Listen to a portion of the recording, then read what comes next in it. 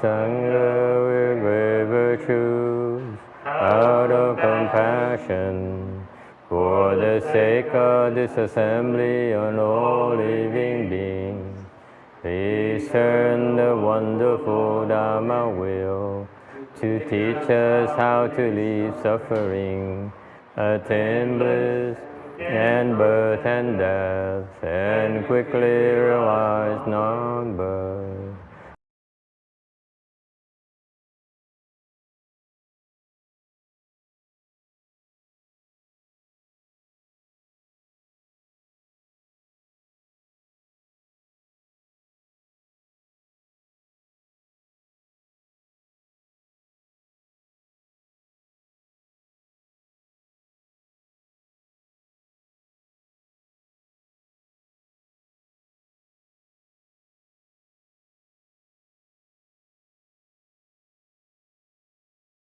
Homage of the Blessed, Noble, and Perfectly Enlightened One.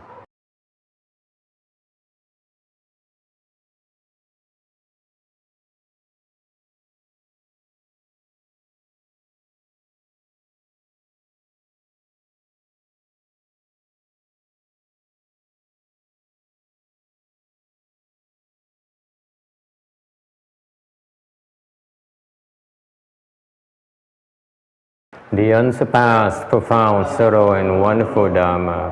100,000 million aeons is difficult to encounter.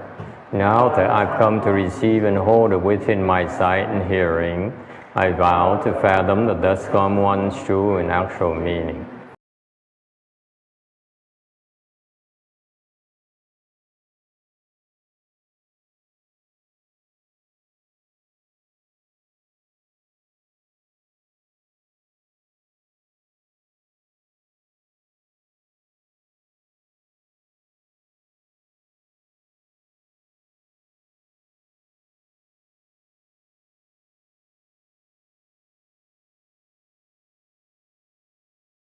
O Buddhas and Bodhisattvas, Venerable Shenhua, Venerable Sanghas, and all good advisors of Mitofo.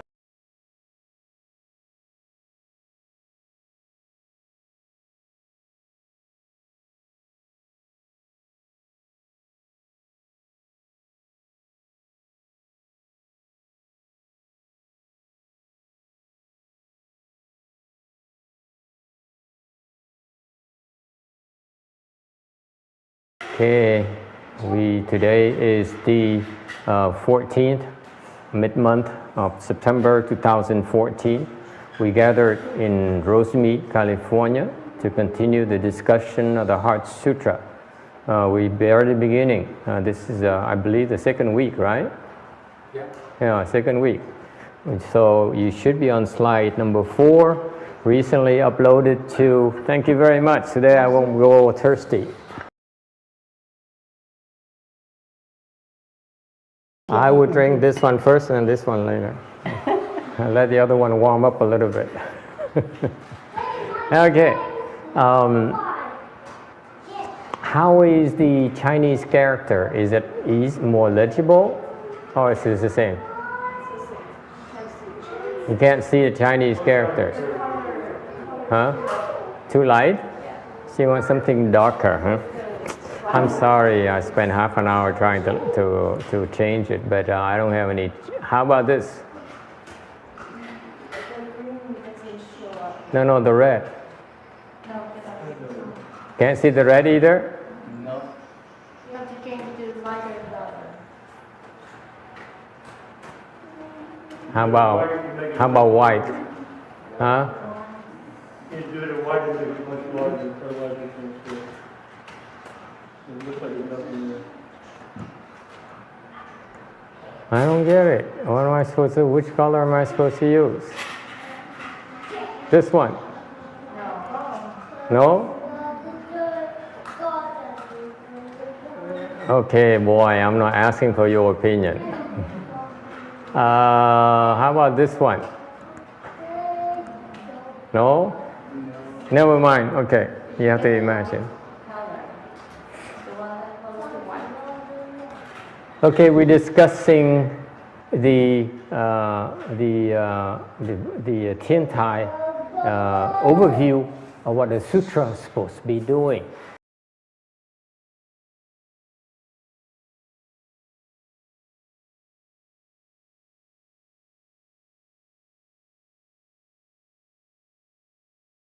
So we talked about the title. Tuần trước mình nói sơ sơ về cái tên của cái kinh. Next we started discussing the substance, discerning the substance. And with the substance again from last week, we spent a lot of time last week talking about the substance of the sutra.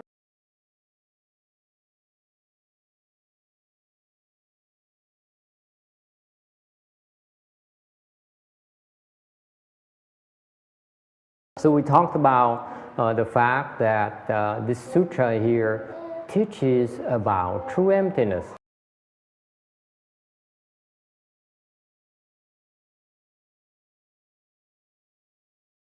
True emptiness. True emptiness is the ultimate knowledge that you can acquire.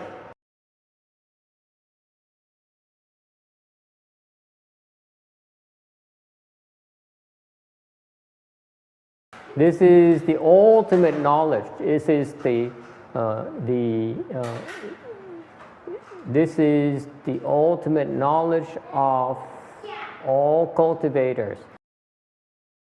If anyone look at themselves as a cultivator, you think you're cultivating at all. If you're interested in Buddhism at all, I assure you, all Buddhist knowledge, all Buddhist teachings, everything, all meditation, all Buddha recitation, all the tantras, okay, everything, all practices, including all the sutras, all the teachings, okay, all the rules of comportment, rules of morality,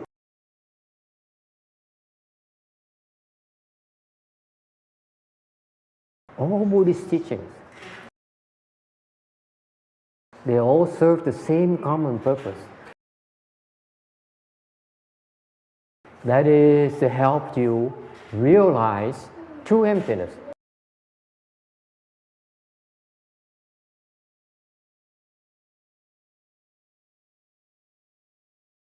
Any questions about that?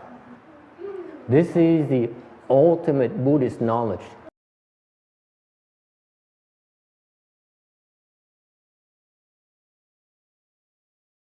This is right at the top of the pyramid.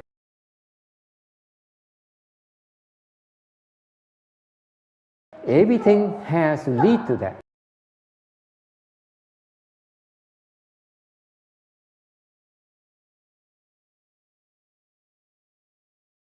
Is it clear?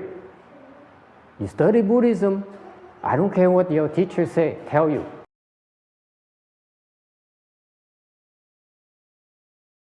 I don't care which doctrine, which sect you belong to.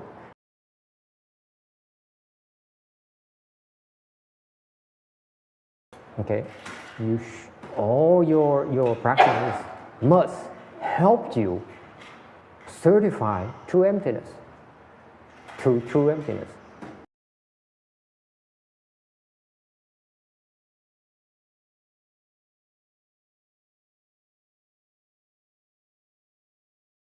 Okay, this is very important.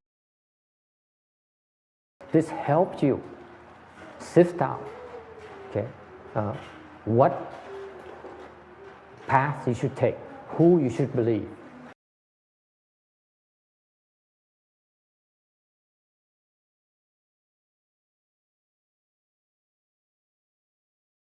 Okay.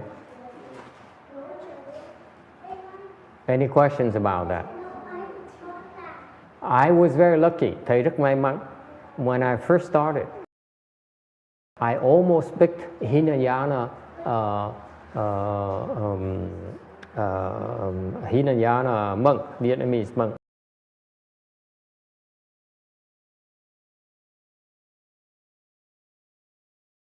And the funny thing is, I went over there and I knocked on the door. I was there before. And so I came back again now. I wanted him to teach me. And you know what? He wasn't home. So what did I do? I went to the next temple I knew. It's called Long Beach Seishi Monastery. And I met Master Shenhua's disciple.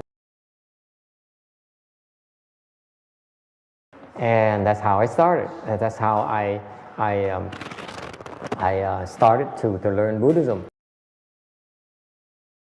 It's funny how such major turning points in life are based on luck, sheer luck.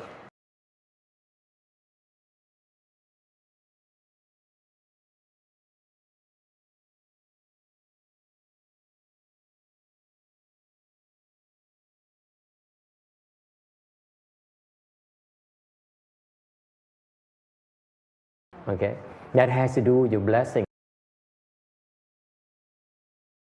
Okay, and even though I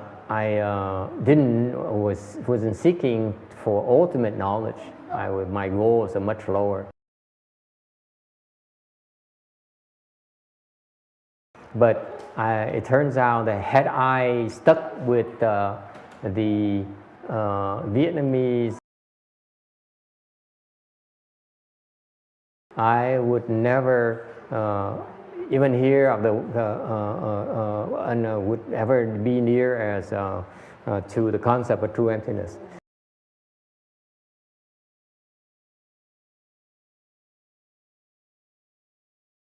All right, so the Hinayana people, they don't shoot for true emptiness.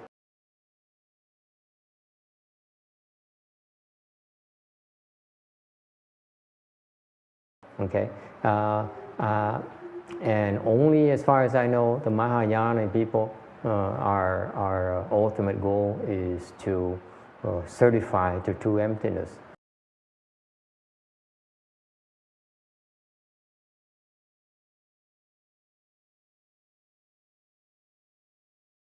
Okay,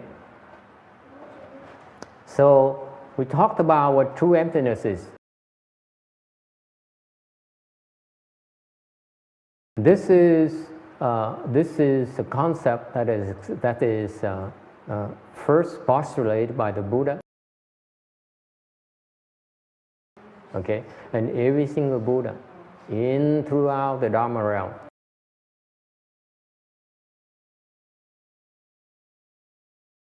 They'll be teaching the same thing. Okay, this true emptiness here, okay, is I don't expect you to understand it.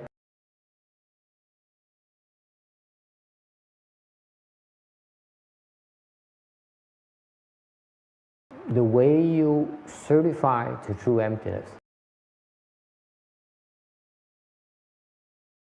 Okay, you start first by memorizing a definition of true emptiness.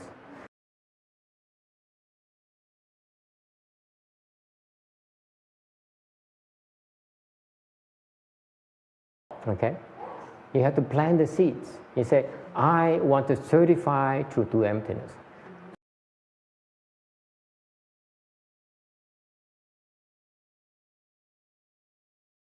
This is the ultimate Buddhist knowledge.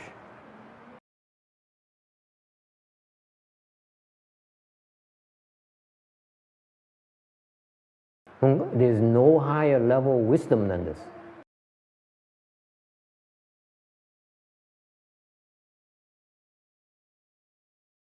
Then you reach the peak of the mountain.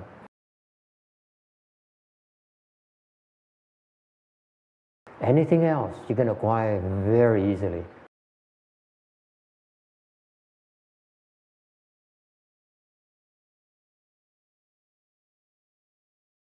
Okay? So in order for you, your teachers, I hope the teachers, the Buddhist teachers will help ascertain that.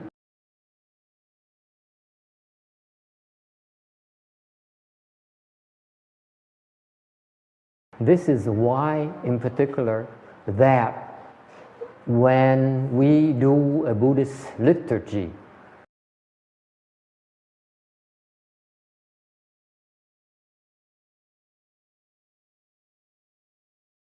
we often recite the Heart Sutra. Why? What for? Because we planted the seeds for us to understand true emptiness.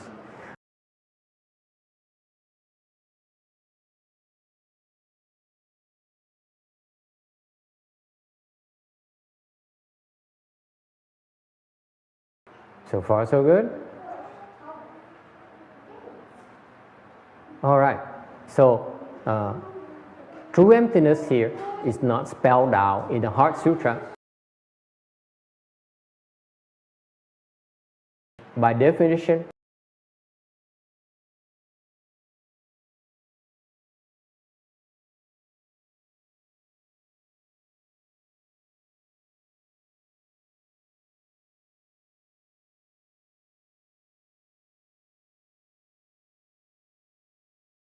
but the true emptiness has no marks. But there is nothing without marks.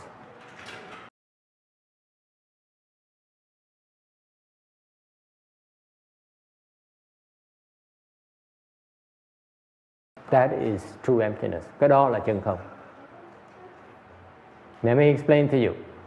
Memorize it. You have to memorize it because some point in time when you reach a certain level, that you will say, that's it. That's exactly what it is.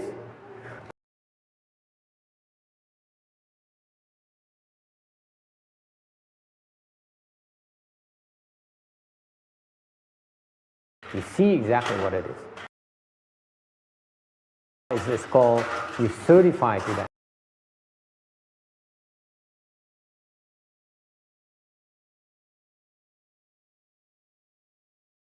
So again, true emptiness has no marks. Absolutely no marks. No.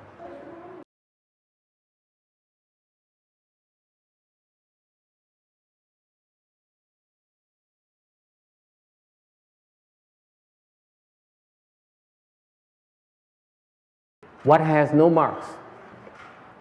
No marks means it's nothing whatsoever.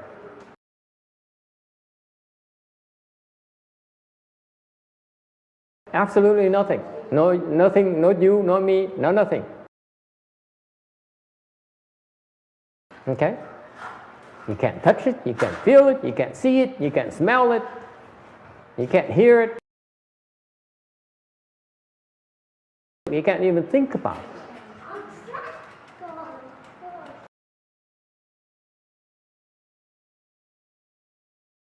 So far, so good? There's such a thing. Can you believe that? Can you tin được như vậy? Can you believe that there's no such a thing where you cannot see anything, you cannot touch, you cannot... That's what it is.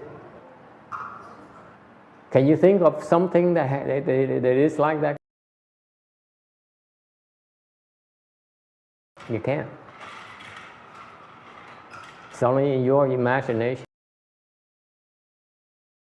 This is why it's important for you to memorize it, the definition.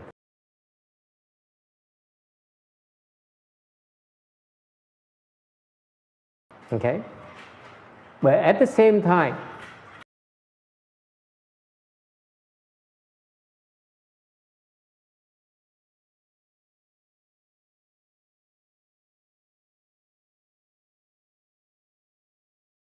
that means it includes everything.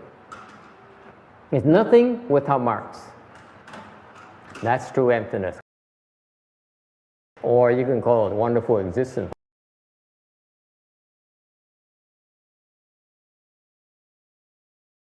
True emptiness and wonderful existence are the same thing.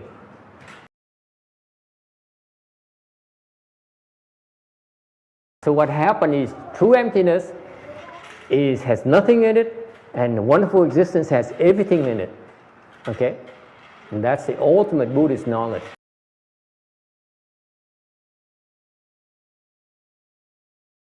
What is it?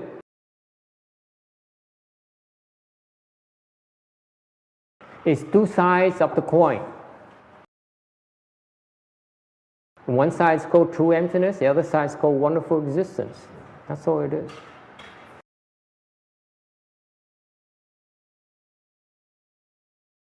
So what is that thing? That's your Buddha nature.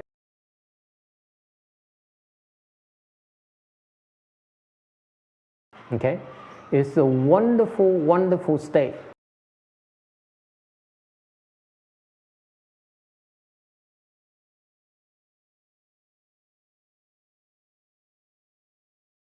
Just think about it. It has everything. We possess that. Meaning we are endowed with all the wealth in this universe.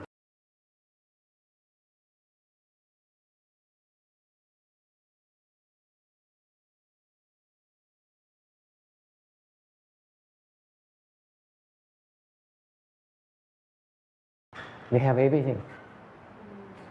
You can't use it.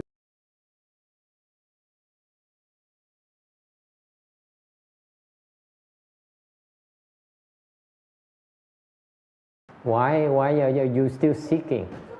Why are you still greedy? You have everything already.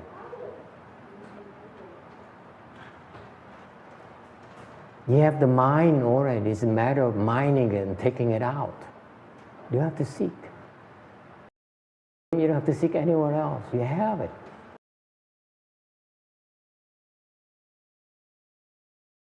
Okay?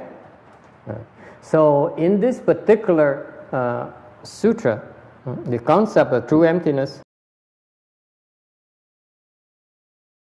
is expressed by the various words, by three words. The word emptiness, and the word not,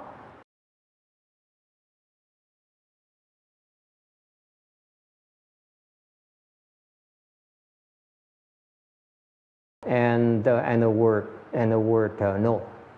Okay.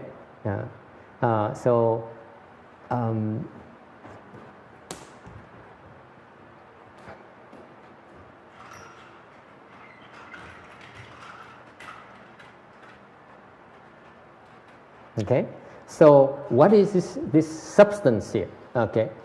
Each sutra has its own particular substance. So if, for example, the substance is no different than your body and your makeup, your physical makeup. Okay. In the Avatamsaka Sutra, then the true Dharma realm as a substance.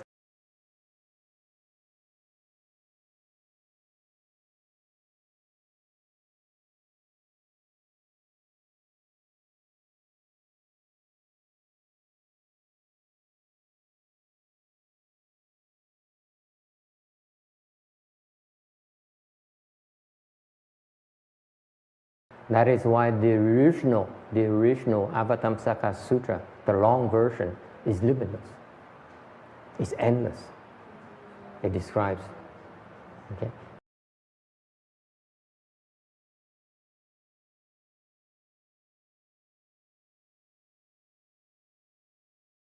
Okay. Whereas the Shurangama Sutra,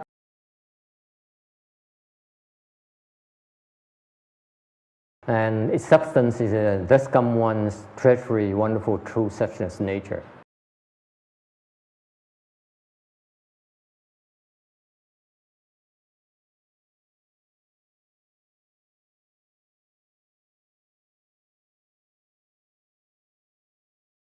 Okay, it describes your Buddha nature. and the Amitabha Sutra. Then the substance, that sutra, is about the permanent bliss of the true self, purity.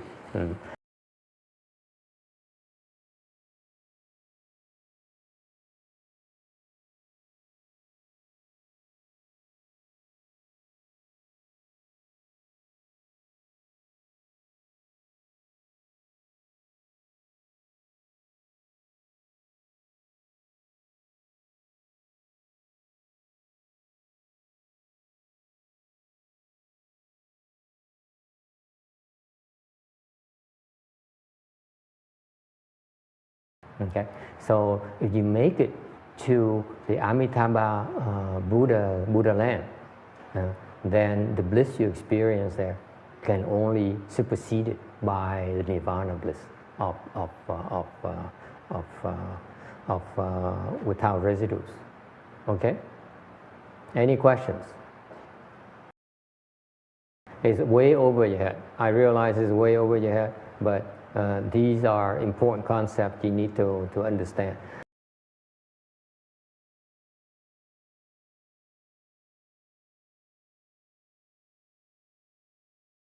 We explain sutras. I follow my master's tradition where we try to use very simple words to help you explain the principles. But we need to spend the time, invest the time to help plant the seeds of these important, major Buddhist concepts.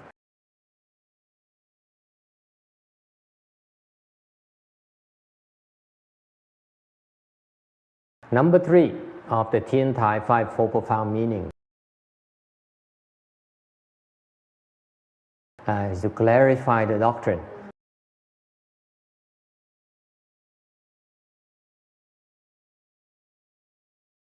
So the doctrine or the teaching is about non-attainment.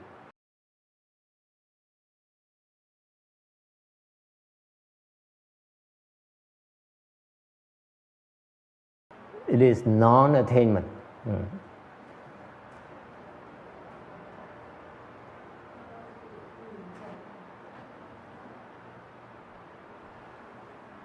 Okay, that is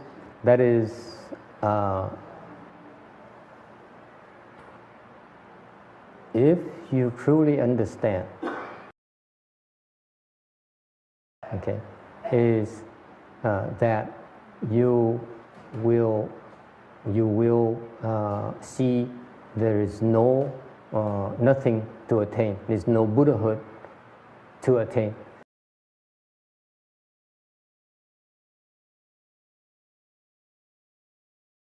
Okay, this can be contrasted to the Hinayana teaching. What are they teaching you? We cultivate in order to reach arhatship or pratyeka Buddhahood.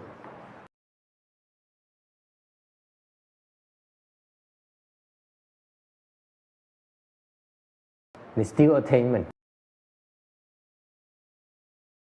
Is that clear? If you see there's something still to be attained, and it's not the ultimate knowledge.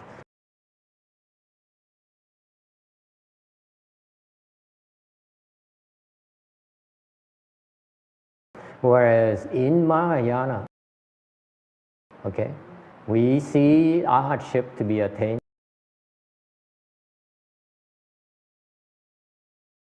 Okay? But once you get there, what do? We drop it. We say, let's move on. There's nothing to hang on to. That is the nature of non-attainment. Is it clear?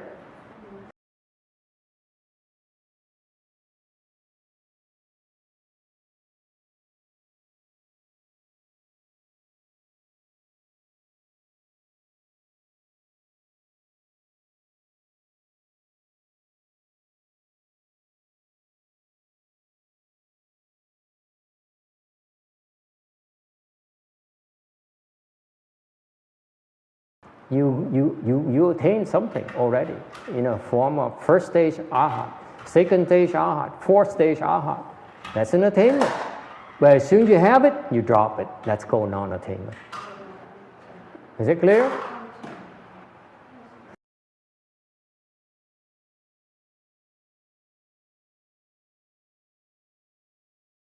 Okay? That will bring you to ultimate non-attainment.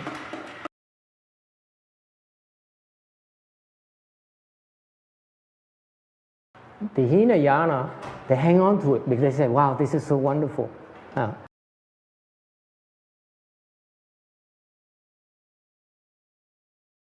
This is so important. Please sit down. Can you arrange for a chair for a gentleman, please? Okay.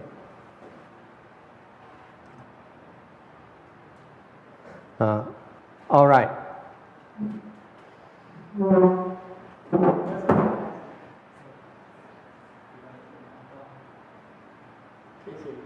Any questions? Can you understand English or Vietnamese or Chinese? What you prefer? Yeah. You prefer what? English or Chinese? Chinese. Chinese. Vietnamese. That's Vietnamese okay too. Okay. Okay, fine. Welcome. Yes, sir. I had a question. If you could comment on what seems to be a common tendency, like in some of the Zen that I encountered, they really jump to this non-attainment idea to the point where they emphasize that, so it's not like that you just, before you get anywhere, you're already just saying, oh, there's nothing to attain, so there's nothing to do. Good question.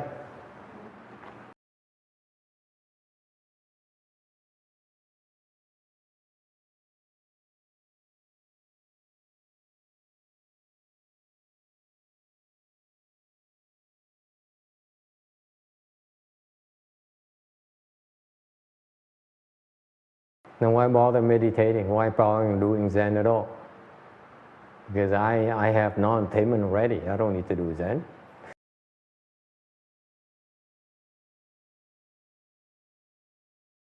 Okay? How do you answer that?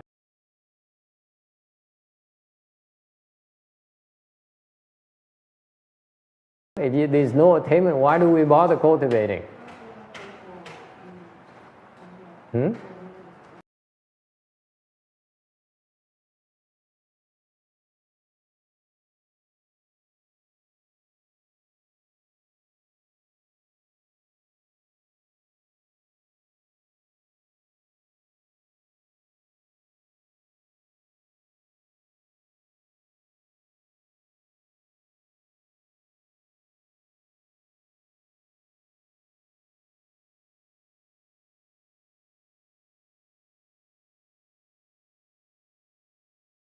What happened is this.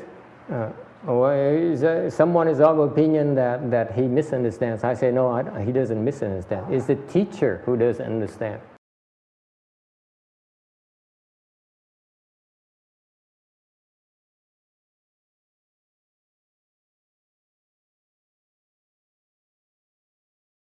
The majority of the Zen teachers of the Zen centers are lay people, aren't they? Tian Tai, am I right? You were teaching Zen yourself, weren't you? A little bit. No, but I wasn't really a teacher. But even amongst me, usually like in the Japanese tradition, have families, so Yeah.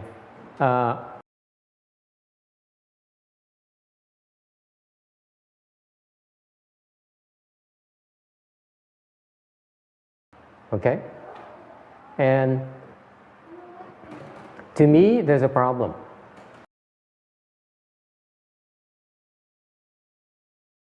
Okay? Number one, if you really understand Zen, you should not be keeping any hair.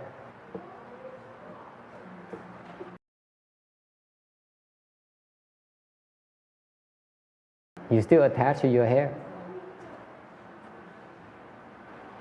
Zen is non-attachment.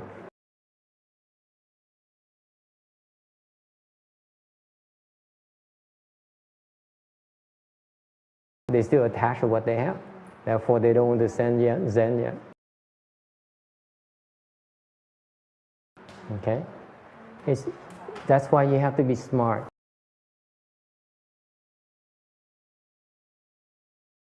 Okay, that's number one.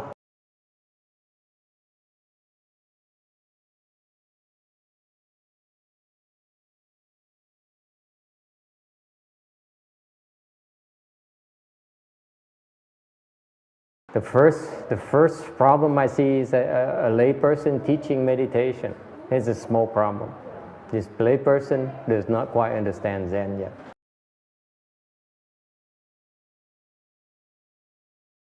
How do I know?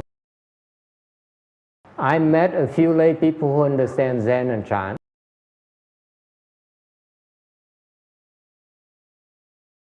You know what they do? They will not teach Zen.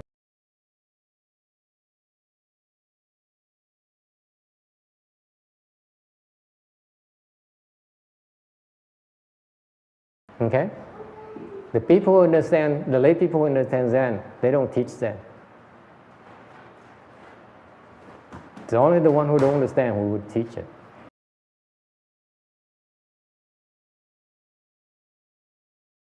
You can say the same thing with Pure Land Buddhism, with Tantric as well.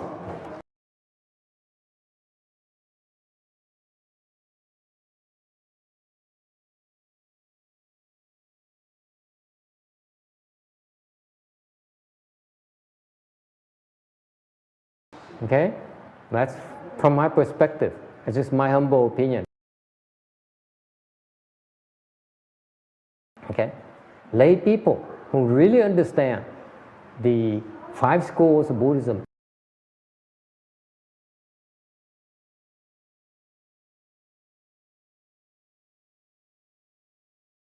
they would not teach it as a lay person. Why is that? What is the basis of my claim? Huh? Anyone? Text, yes. Text one has something on the tip of his tongue right away. The Dharma is meant to be transmitted only through the Sangha. Hmm? The Dharma is only meant to be transmitted by the Sangha. Not meant to be transmitted by lay people. The Dharma is not meant to be transmitted by lay people. That's correct. Because the Buddha says himself, the Dharma phải ỷ sân lại truyền. Pháp y tăng lại truyền.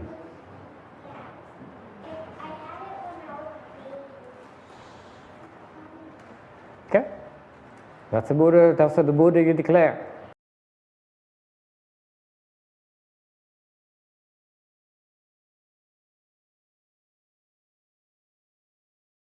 Does that include nuns?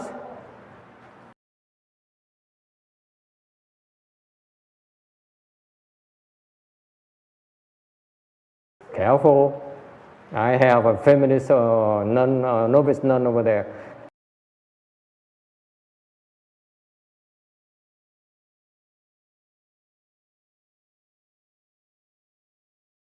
And there's the one right there on the wall, sitting by the wall. Not to name any names. Does that include nuns, in your opinion?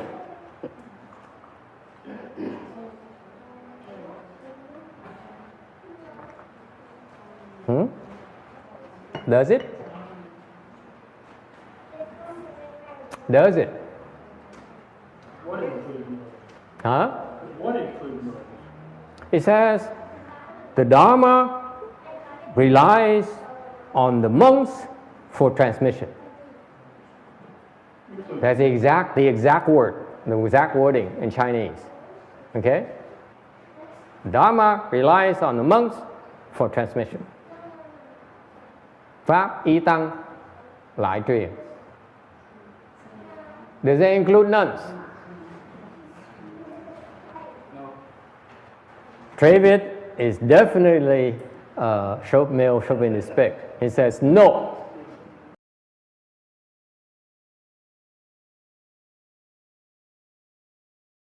Anyone?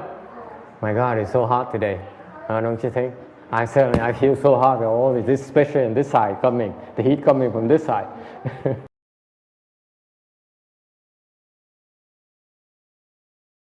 Yes?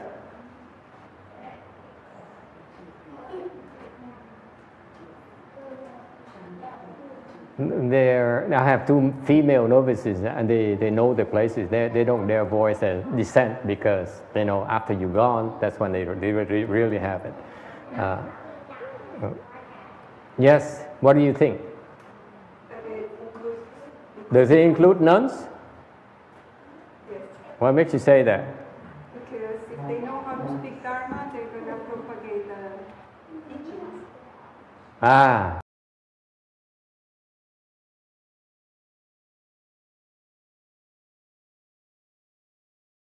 You believe that? David disagrees completely, of course, but if a nun understands the Dharma, isn't she supposed to teach it? Yes or no?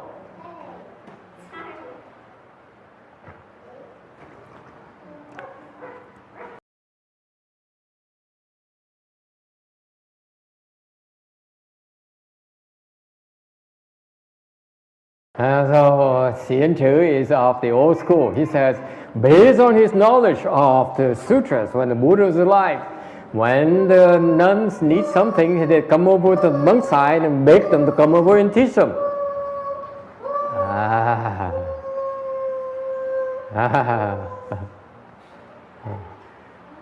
Yes?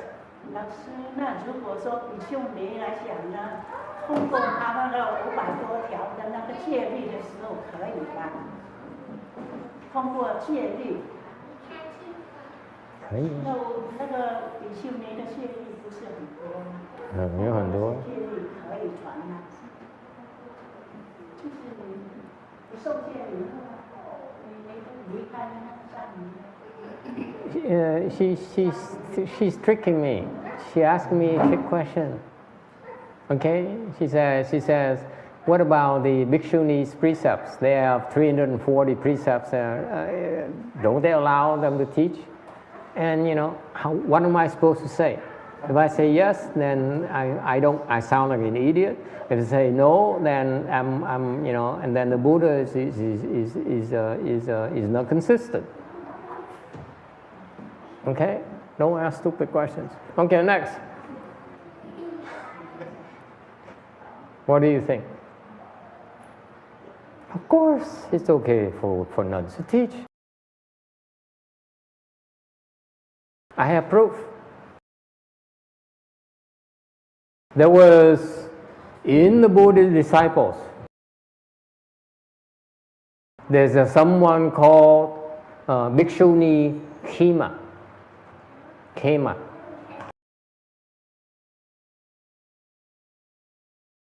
She is, if Shariputra is number one in wisdom among his bhikshus,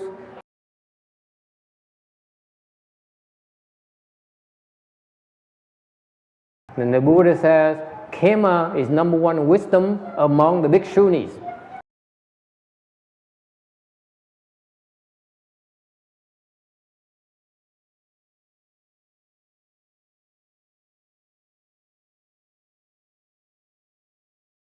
So far, so good.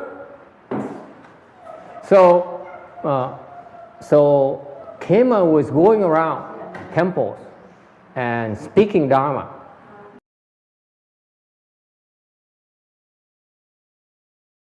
And she is so eloquent, just like Shariputra. Whenever Shariputra speaks Dharma, people listen with rapture.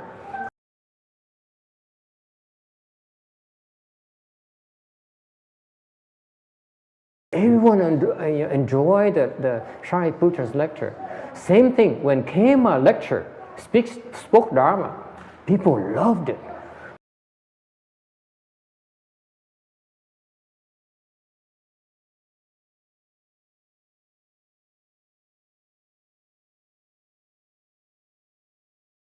Oh, so she's making the rounds, and one day the king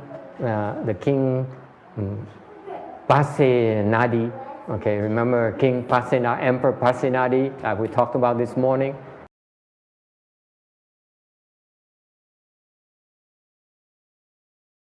Okay, King Pasenadi stopped by, and he loved to listen to the Dharma because his wife turned him into it.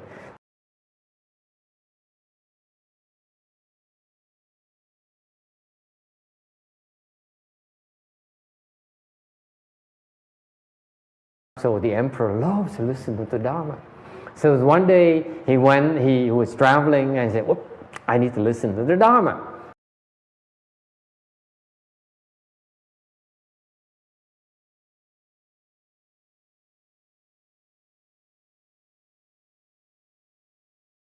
It's so far away from the Buddha and Shariputra.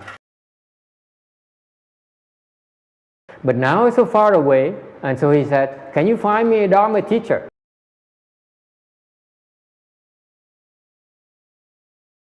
So his official came around, and what name came up? Khema happens to be around. So the emperor invited Bhikshuni Khema to speak Dharma to him.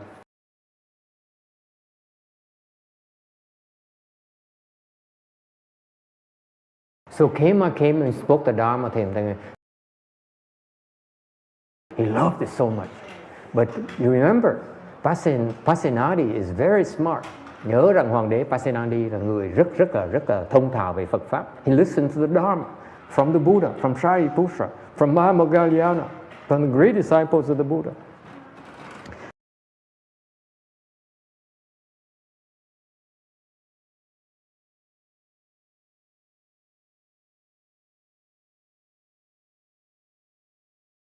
And so he's very well versed in Buddhism.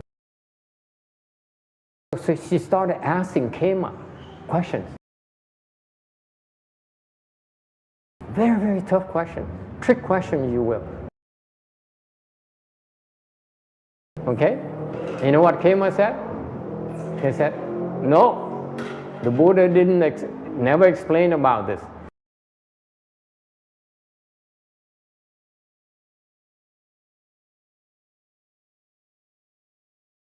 One of his questions, for example, he says, after the Buddha entered Nirvana, does he still exist? Khema said, the Buddha does not explain this.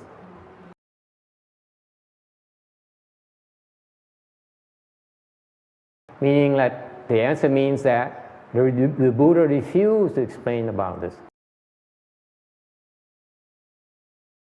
Okay?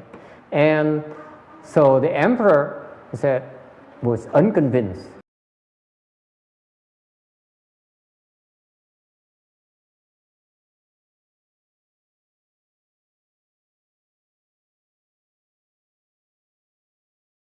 So the emperor is very smart. He says, you can't answer because this verifies what the Buddha has said. The Buddha said, the Dharma relies on monks for transmission. That's why you don't understand. You can't answer these things. So what did he do? He came back and asked the Buddha himself. And what happened? What did the Buddha say? The Buddha answered him. Gave him the same answers as Bhikshuni Khema.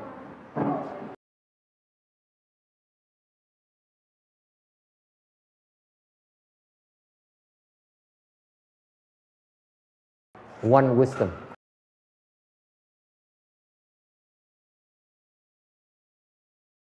So that is a true story that proves that Bhikshunis are allowed to speak the Dharma.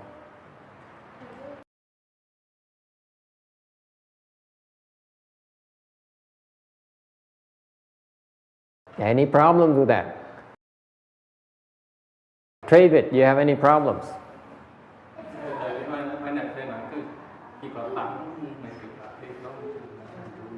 David is come up with an excuse. He says, because it's your fault, Master. You said only monks can speak the Dharma. Okay? So it's my fault. What else is new? When everything is fine, oh, they praise the Master. As soon as something goes wrong, it's the Master's fault.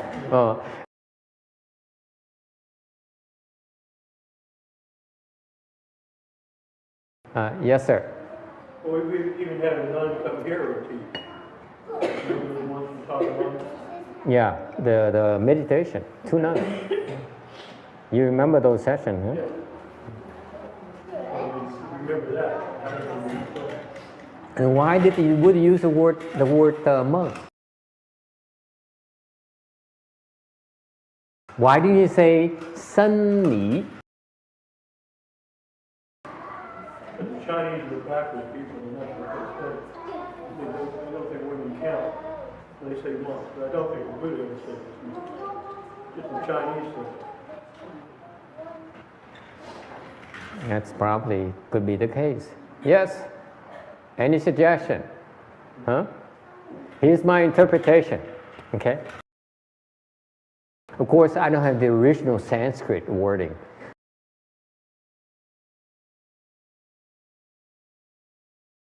That has to be careful. That's in considering what your last comment. It makes sense to me. Maybe I don't have the original text. That's why I don't know. Okay? But here's my viewpoint. This is my personal viewpoint. Okay? Number 1, if you have transcendental wisdom like Khema, like Prajapati,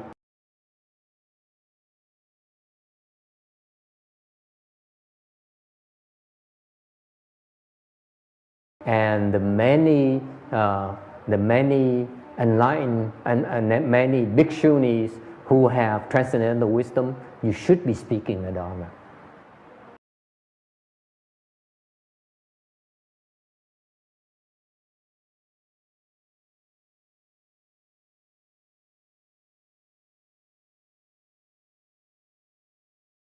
So far, so good? Is it clear?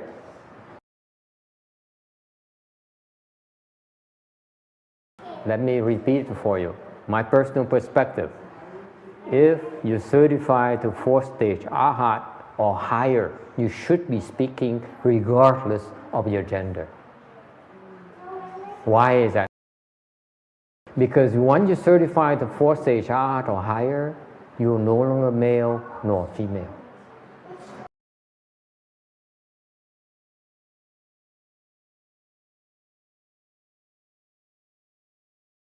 You may have the body of a man, you may have the body of a woman, but your substance is substance of wisdom.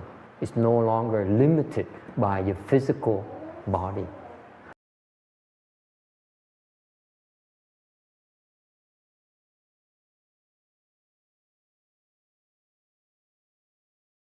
Your body no longer restricts you. Is it clear? That's why when you reach 4th stage Arhat or higher, there's no more gender at all.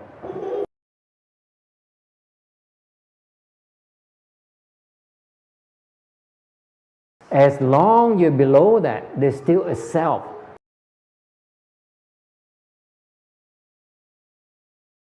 That self has a gender.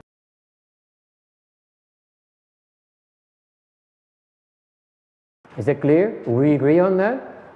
So when the Buddha refers to the Dharma relies on monks for transmission, he refers to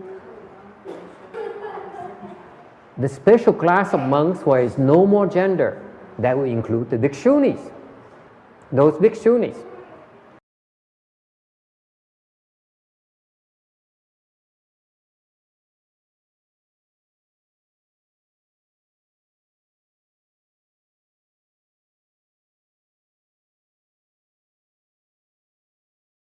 Okay? The Sangha, by the way, the Sangha is a permanent dwelling Sangha of the 10 directions.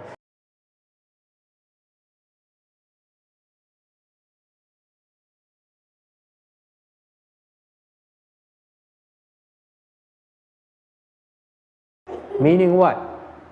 Meaning all the enlightened Sangha members in the entire universe.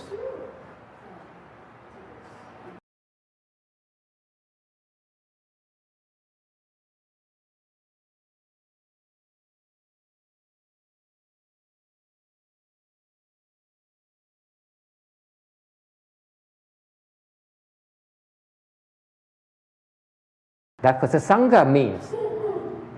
Is it clear? Not the narrow sense of the Hinayana.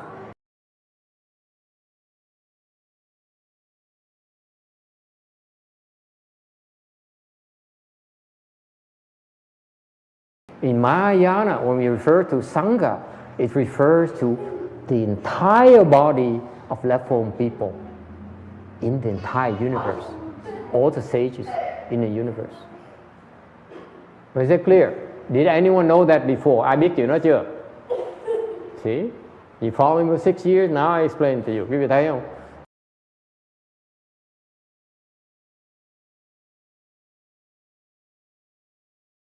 So we, ordinary monks and nuns, are only representative of those sagely beings.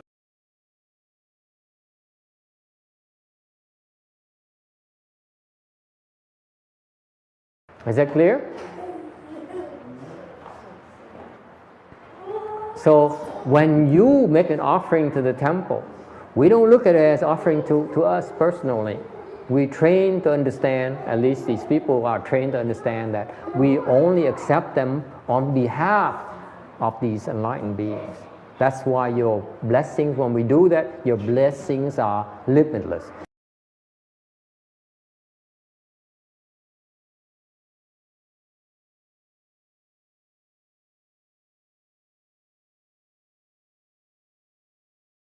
If we don't do that, your blessings are much less, and ours too will be much less.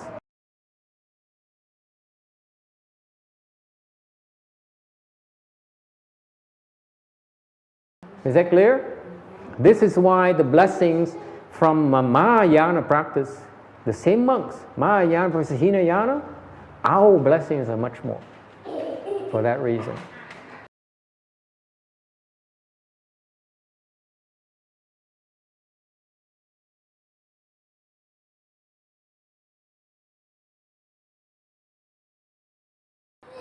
Questions?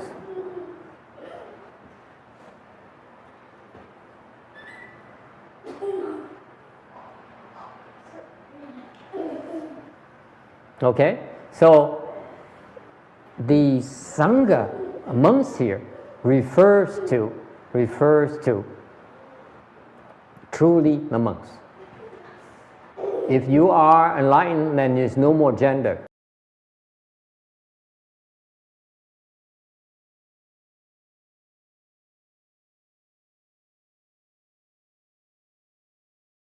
If you're not enlightened yet, you don't have transcendental wisdom yet, don't try to speak Dharma yet. It's too soon.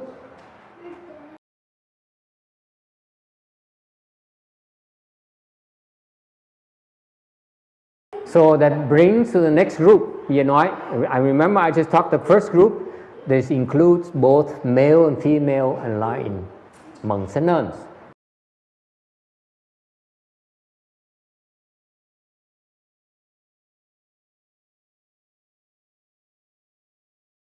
That includes the monks, right? Now, the next group is the monks and nuns who are not enlightened.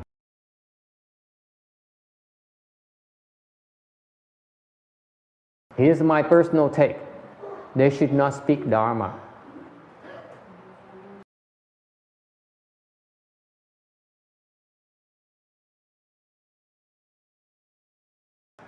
Okay? It's too soon.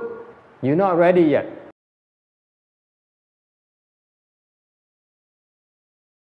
Is it clear? In that second group there, okay, because of necessity, you are allowed to speak.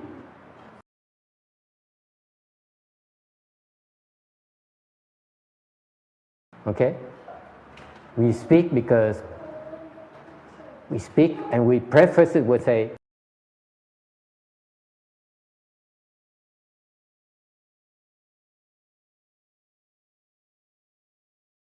you have to be honest. He said, I don't understand yet, but this is how I see it. Okay? That's all I have to offer. That's speaking Dharma.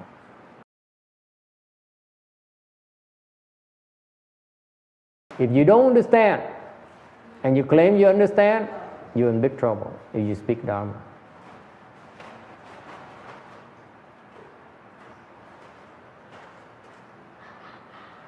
Okay? So if the second group, between monks and nuns, if I were a nun, I would defer to a monk. I say, listen, you ask me a question about Dharma, I'm afraid you're better off asking a monk. Here's the monk right here. Go ask him. That's what I would do.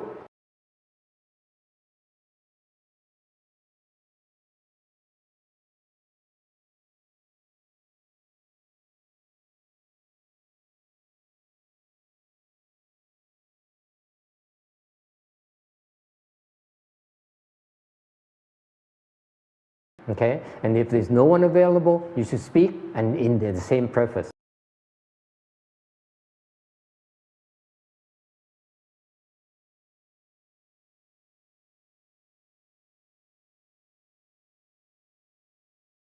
You have the right to say. But the rule of the statement is not meant to discern male and female.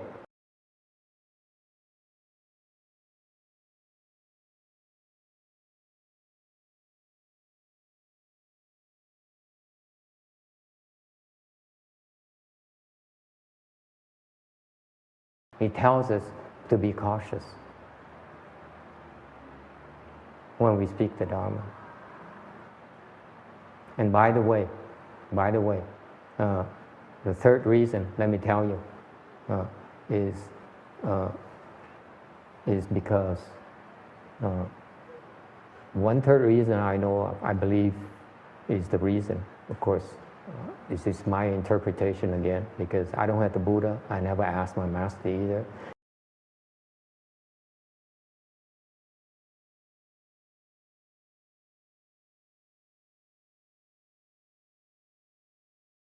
I believe the third reason being that it is to help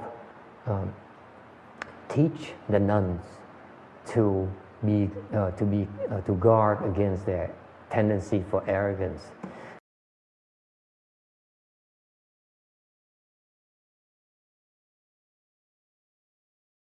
He's teaching bhikshunis to defer to the monks first. That's what it means.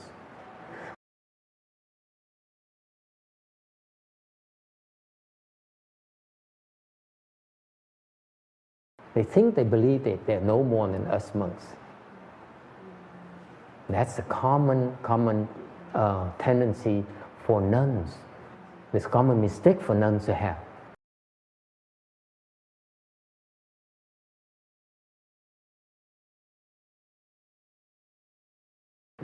According to Abhinaya, okay, there's certain precepts in there that will help address those things, because it's a real common tendency for the bhikshunis to look down upon the monks. I know that because when I was at BRBA, that is the case.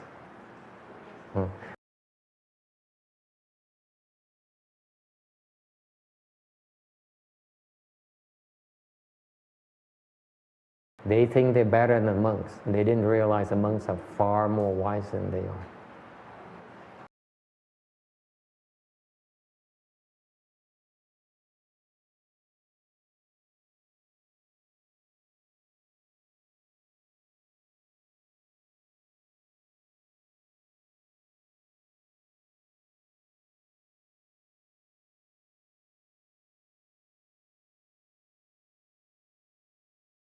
I saw it so clearly in my own eyes.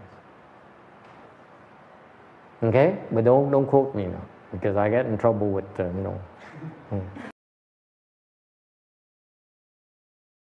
I will not put in the books or something like that, because all the women in the world will give me a hard time.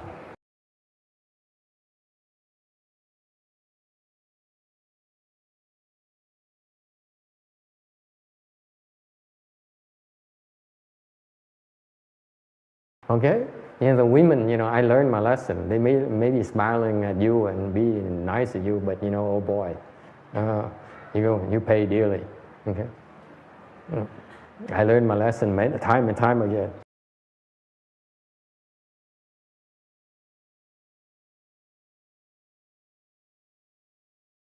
Okay.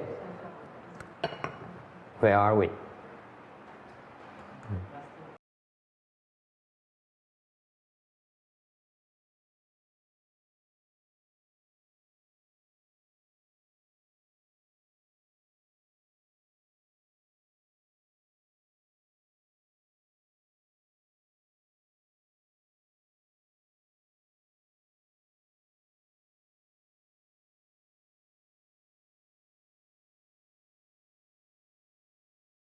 Thank you for reminding me what this issue is. I keep on wandering around.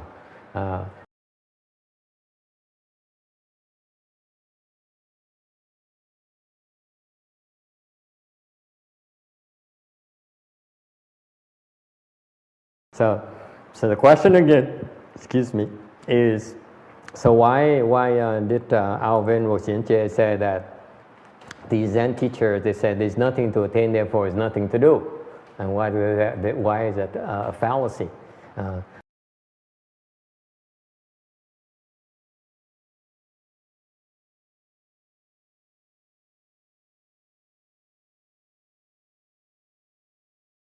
It's wrong because it's a statement of confusion.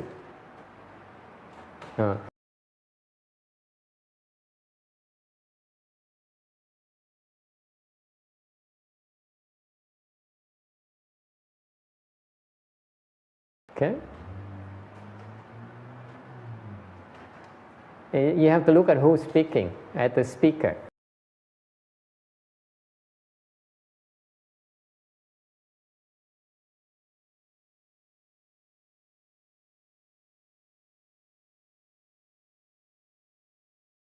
I used to have there used to be a layman, Vietnamese layman, who came to our temple. Has been coming to many temples.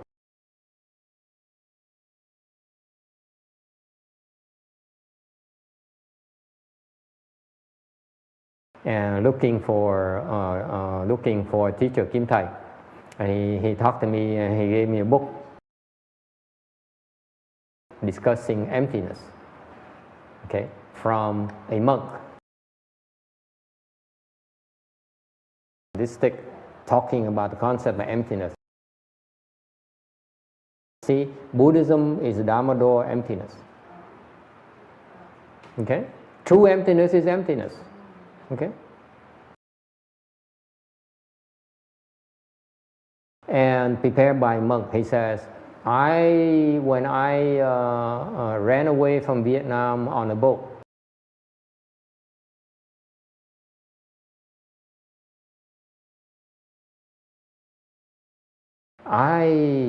the only thing, I was in such a hurry that I could not bring that book.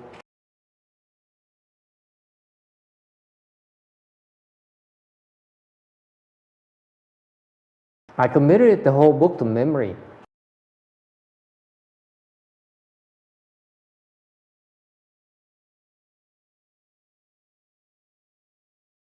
I memorized this book already, but I still felt bad I could not bring it with me when I crossed the ocean on the boat away from Vietnam. So when I got here, I wrote it down from memory and I printed it again, and you get a copy of what I memorized.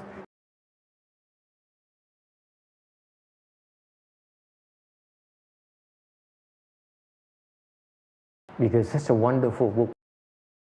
It explains about emptiness, Buddhist emptiness. I read half a page, maybe a page and a half. I said, wow, this monk is so confused.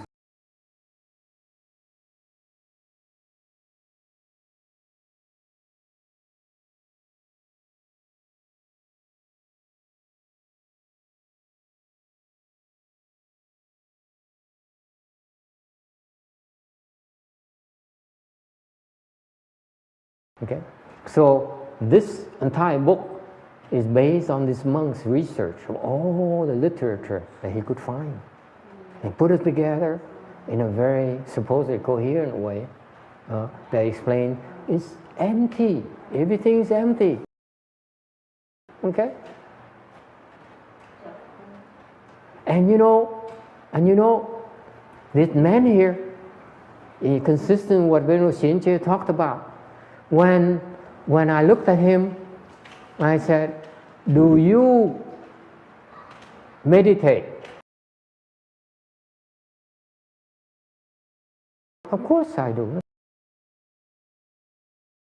I said, it's very good. So what is your meditation technique? He says, doesn't matter. I said, okay, that's very good. You have no school. That's excellent. So, do you sit in full lotus? No, I don't need to sit in full lotus.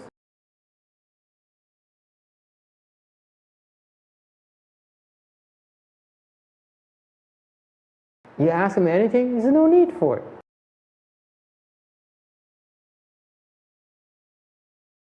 Beside the Buddha's name? No, what for?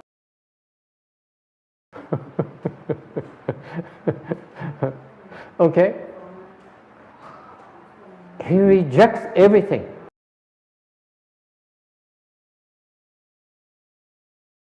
He's all intellectual.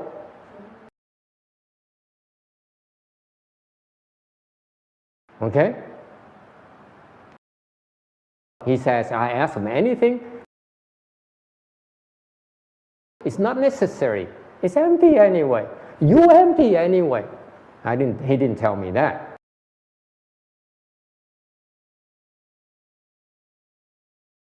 He should have, but he didn't dare.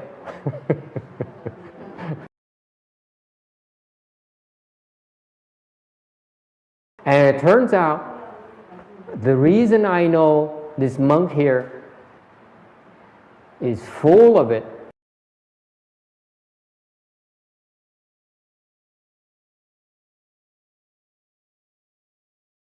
because his explanation of emptiness is all wrong. I assure you, the more you read about emptiness in books, the more confused you become.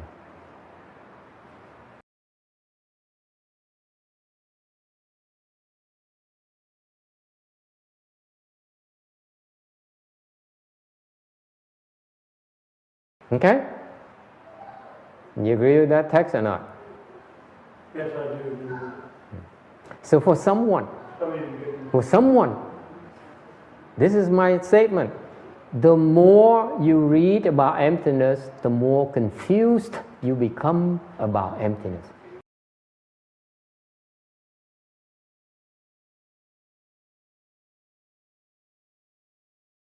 Why is that? That emptiness cannot be described. So if you really see it, I ask you, sir, why would you try to describe it? If you really see the emptiness, you say, nothing to describe, no attainment.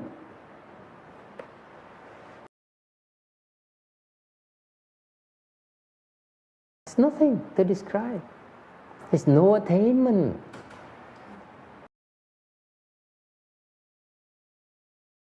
Not even empty. It's nothing even empty. Called empty. Nothing.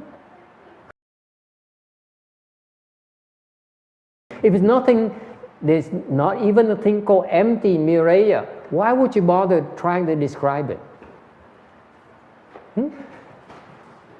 You only describe it because you think you understand.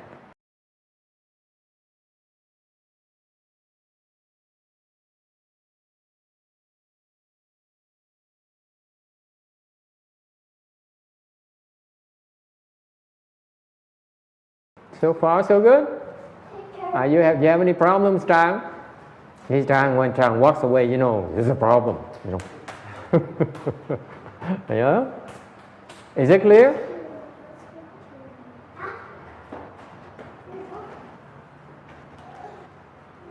Then there's still a problem. No? Then how can you understand this emptiness? You cannot read it. What are we supposed to do?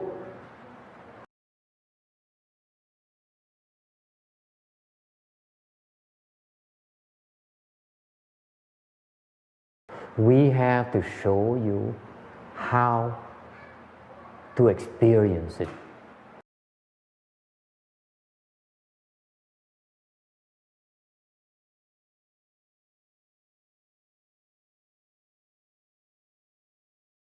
That's how Buddhism is taught.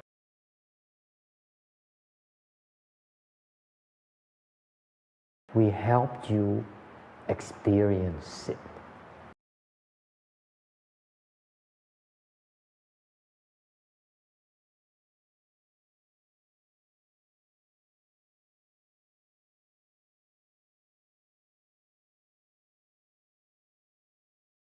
It cannot be explained to you.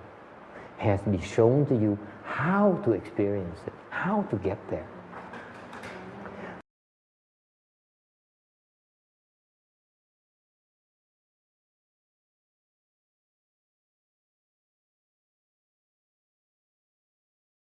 Okay?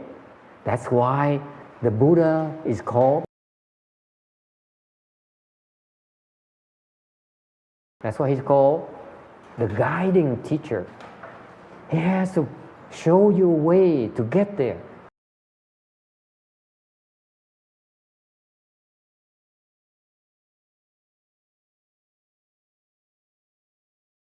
You have to see it yourself.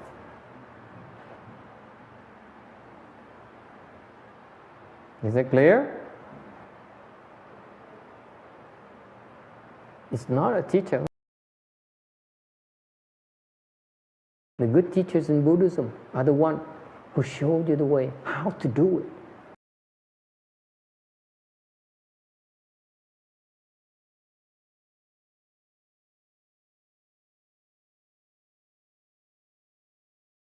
You think you shouldn't do, because you're going to go and get into trouble. They teach you about things what not to do and things what to do.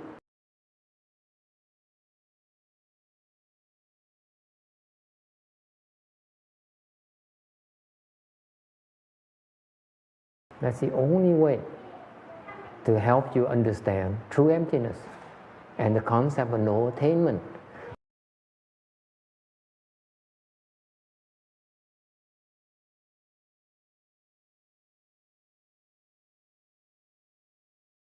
So far, so good? So, for that particular Vietnamese guy or his Zen colleagues,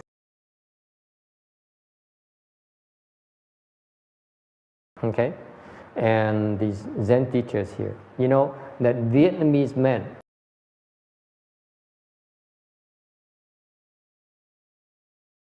he entered a demonic state. His wife even says so. Okay, because he's so sure.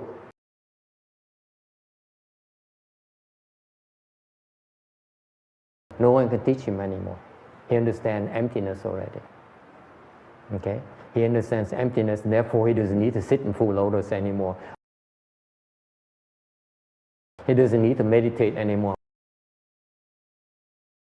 He doesn't need to go to the Pure Land anymore.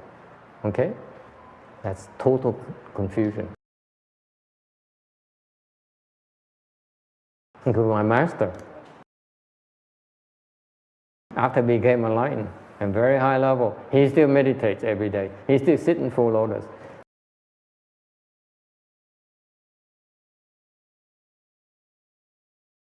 before he goes to bed, 2 hours of meditation in full lotus.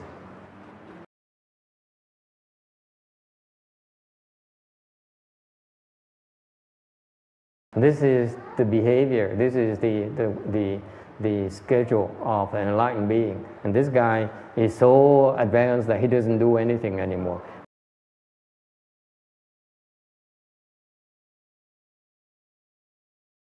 That's why he's crazy. Okay, so the Zen teachers there are not as bad, but they're confused.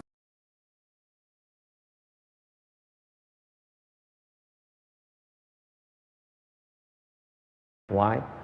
Because instead of talking about concept,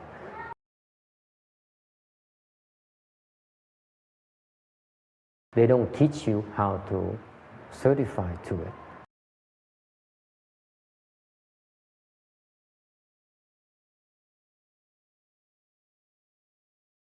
Okay?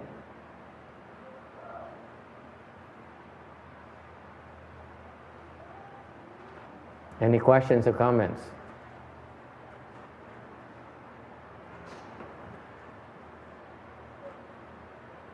All right. Slide number 6. Number 4 of the Tian Tai Fivefold Profound Meanings.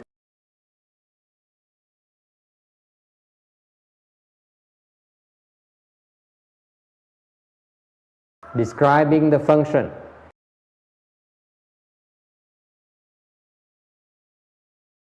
So the Buddha taught this Heart Sutra. Every time we recite this sutra,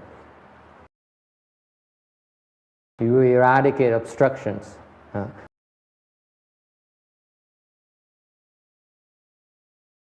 So for example, today, this is the very last day, okay? Actually, yesterday was the very last day. But we stretched it one more day because it's Sunday. Of the 49 days,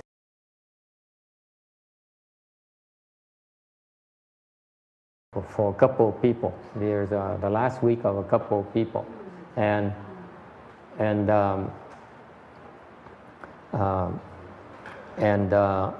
after we're done here, we stand up and we do a rebirth transference.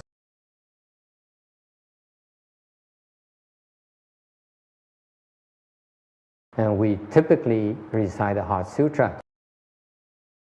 Why? Because it eradicates obstructions.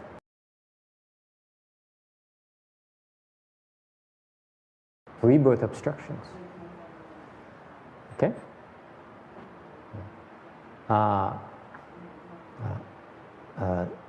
This monk here,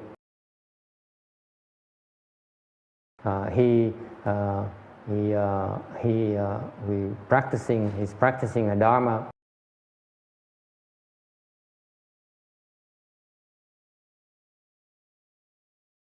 He uses the Zen Dharma, the spiritual Zen Dharma. Now Mireille is wide awake. Oh, cool.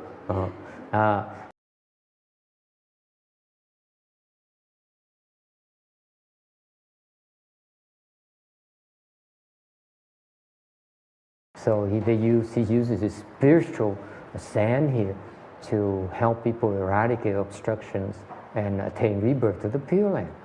Okay? That's another way to do it. But what kind of obstruction? There are 3 different kinds, major kind of obstruction. The retribution obstructions, the karma obstruction, and the affliction obstruction. Okay? The retribution obstructions is you did something wrong, you obstructed other people, now they're coming back to obstruct you. Now it's payback time.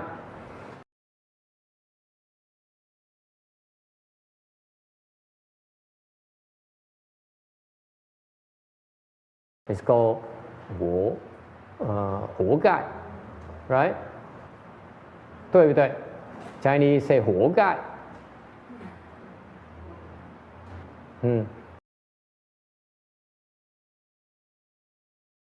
So the Chinese has a 活该 means serves you right.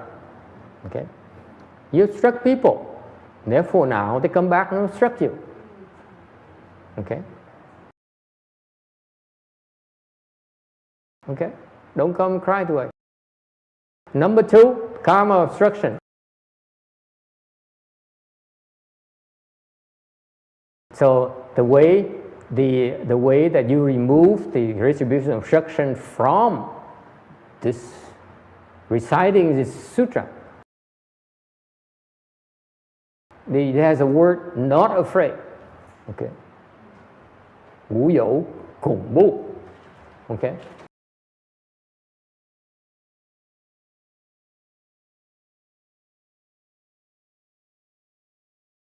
Vô hữu khủng bố. He's not afraid. Okay. 无有恐怖. Okay. That means that he's free from a retribution obstruction.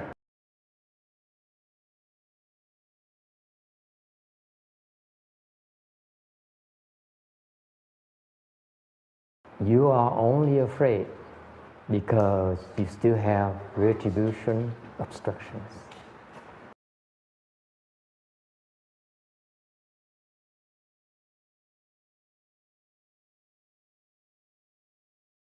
Okay? And the karma obstruction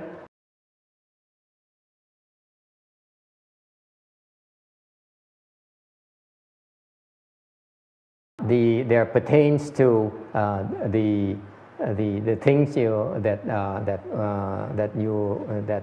you're trying to achieve this lifetime.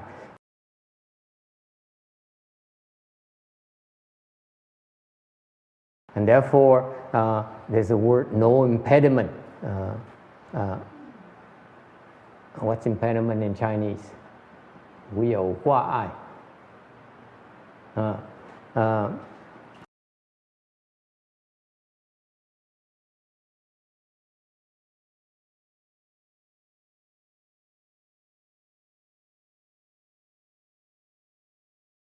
Okay, that means they're free from karmic obstructions. And number 3, the affliction obstructions. The affliction obstructions, you have affliction because you're confused. Okay, your mind, and therefore, when you're free of it, you distance yourself from upside down dream thinking.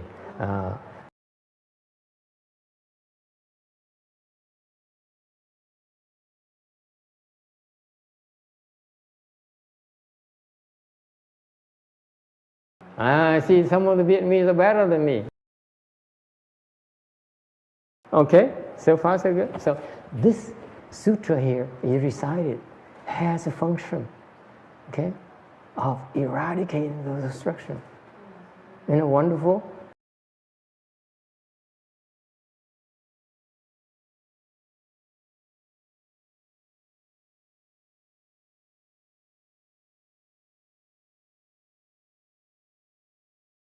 Okay, so far so good. And that is called wisdom.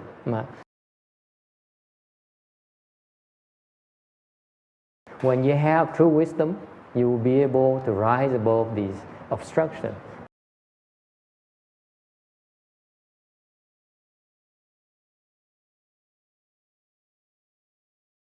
Okay?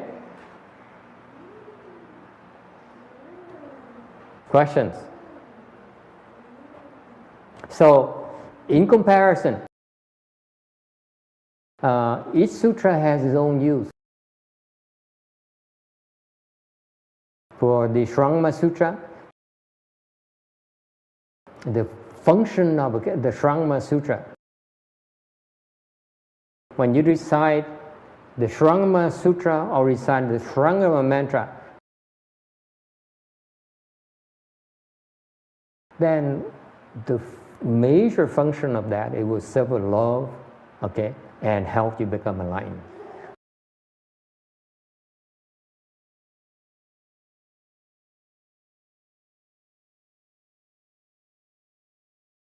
Okay, that's why in Buddhism the Shrangma mantra is at the top of the chain because it's the highest, the most powerful, because it can sever love and help you become enlightened.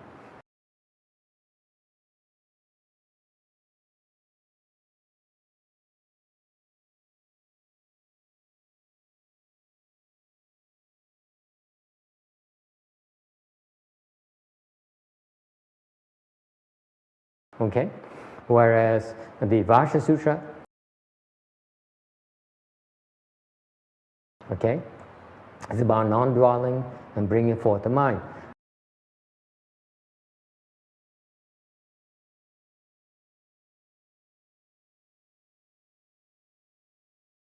Okay, and the Amitabha Sutra, you should go for rebirth and non-regression.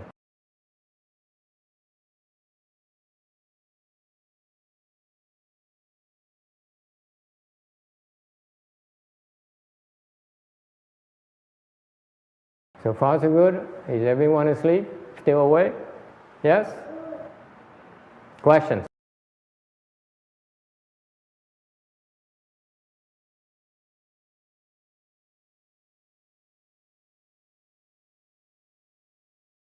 I tell you an anecdote of eradicate obstructions.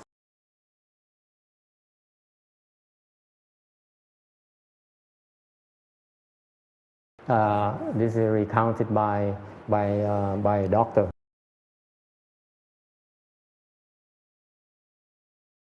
He's a Buddhist for a long time. And his disciple, Master Heng Shu.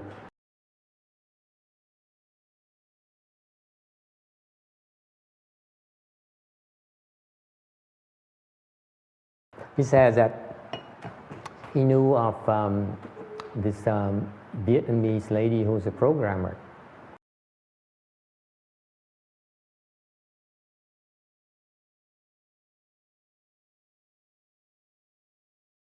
And she's not married. And one day she decided to leave the home life.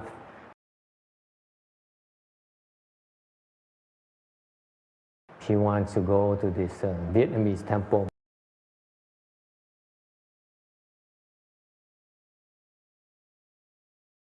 In the San Francisco area. And she says, because I have no emotional attachment. Okay, no baby to feed, no husband. And so she decided to lead a home life because that seems to be makes the most sense to her. And as soon as she decided to lead the home life,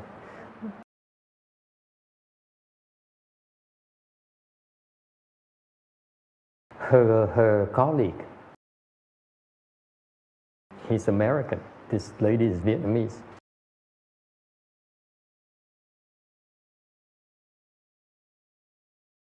He started courting her. They've known each other for years.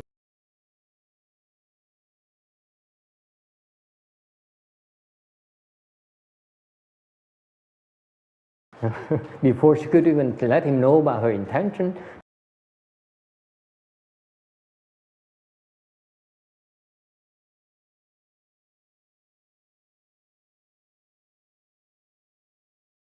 and he courted her, you know, sincerely courted her, and he touched her heart. He said, "Oh my God, I never realized someone could love me that much.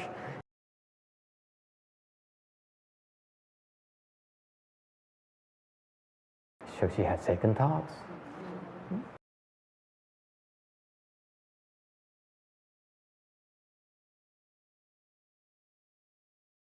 Should I go for love of this American man, or should I love the Buddha? Tough decision, right, Miriam? See, always a tough choice, right? Between your brother and, the lover, the boyfriend and the Buddha. Which one do you choose?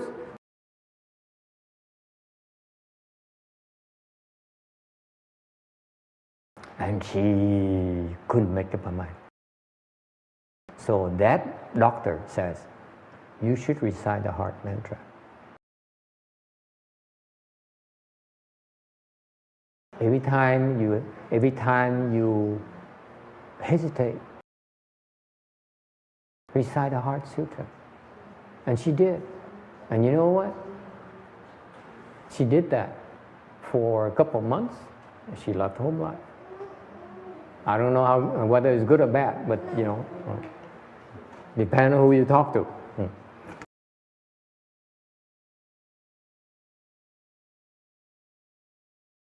Okay? It depends.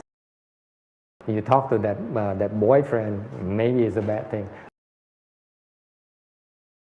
He would never recite the heart mantra ever again. Okay? So that's the example of the obstructions eradication.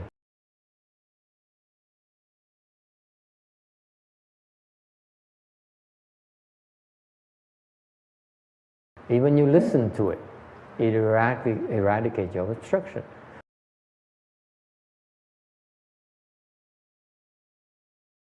For example, after, in about 15 minutes, we stand up and we do the Francis.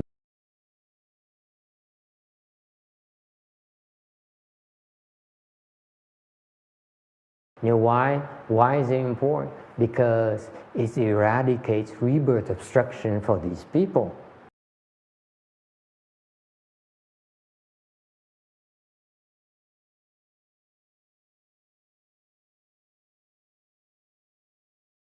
Okay?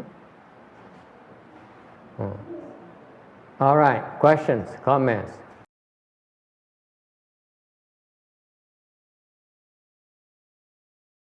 Okay? I don't know what happened there.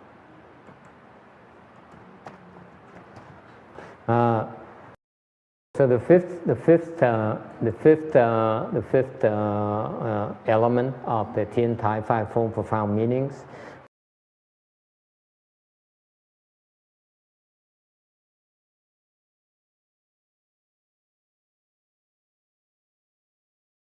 ranking the teaching.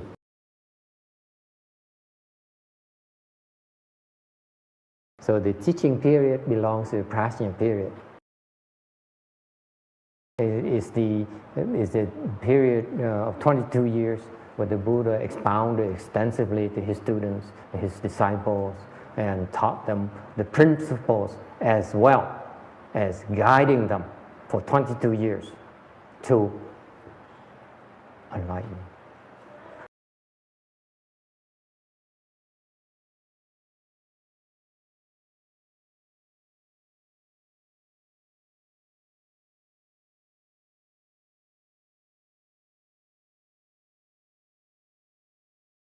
In order to attain the prajna, transcendental wisdom.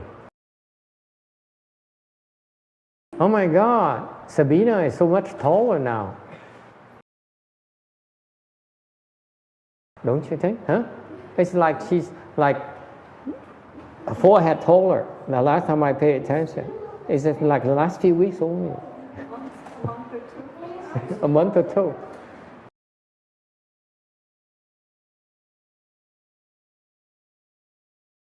The last month or two, huh? Yeah. Yeah. See, I remember. She's still When I look at a pretty girl, I remember exactly how she, it's an image, it's indelible in my mind. And I note clearly, it's so much taller now. Oh, look at that. Okay, any questions?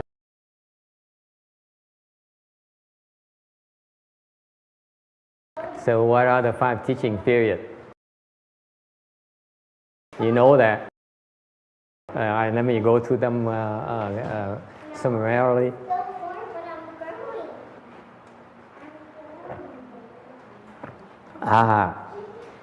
The first teaching period is the Avatamsaka period. It's only for the Bodhisattva.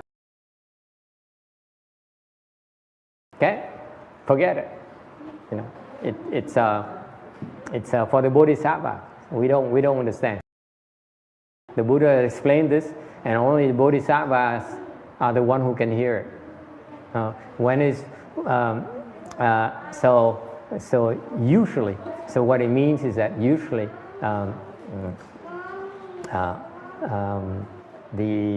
you want to listen. The Bodhisattva explain the Avatamsaka Sutra. When I hear someone explaining about Avatamsaka Sutra, I would like to go listen to it, because usually those people are enlightened.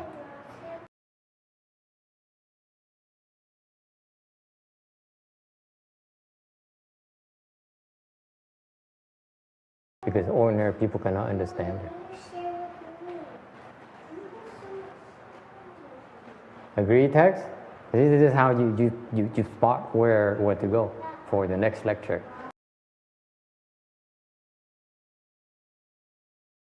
It turns out, that in this country, in the U.S., Master Shenhua is the first one to explain the Avatamsaka Sutra.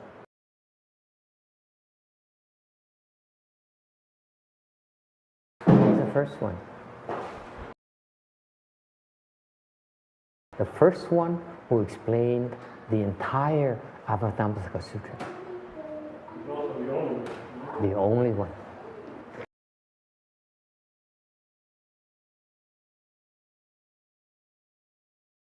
And we have the entire set. And it's a pleasure to listen to it. When I listen to it, I used to listen to it. When I was at the ERBA temple, I used to listen to it every day. For an hour and a half. He would listen to the Chinese text, and then we have a Chinese person translate it into English for us.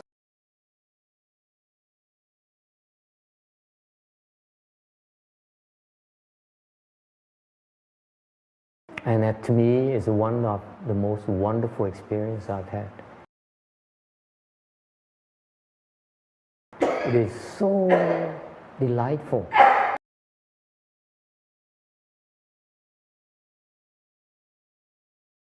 I mean, it's just like if every day we look forward to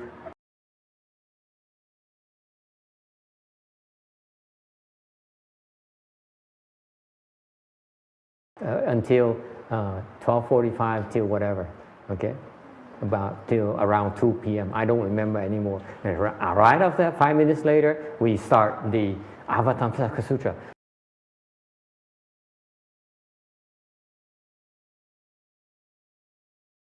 And to me, that was the best times of my novice life.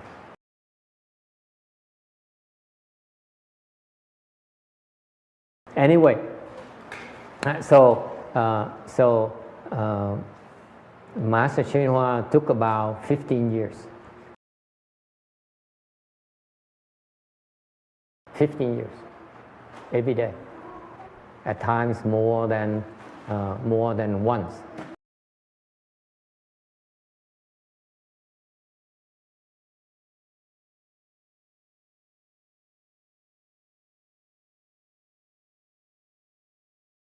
He would explain it for 6-8 hours a day. It's fantastic. Yeah.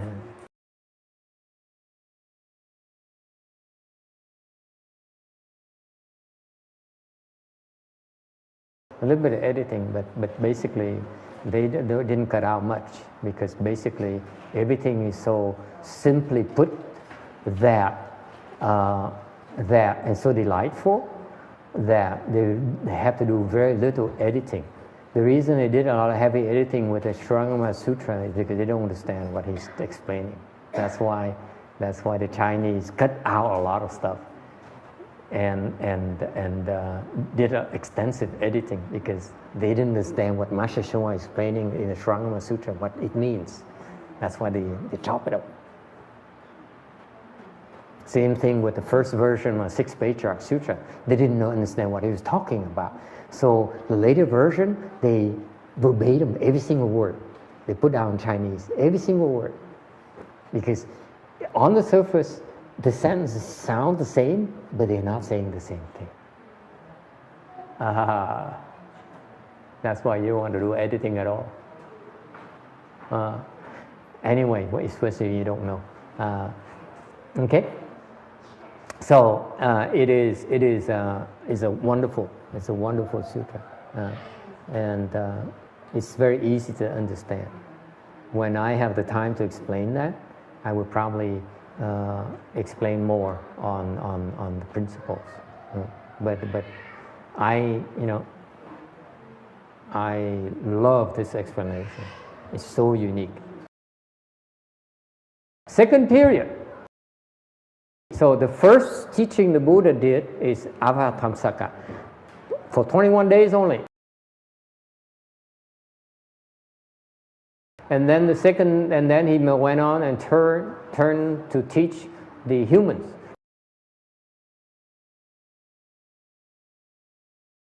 Okay, high-level bodhisattvas.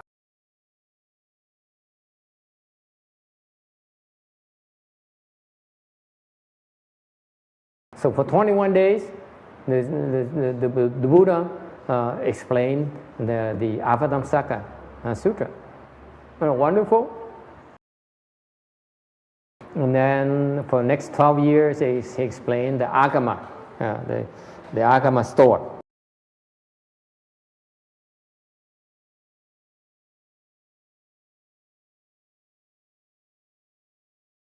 What's Agama? Erhan.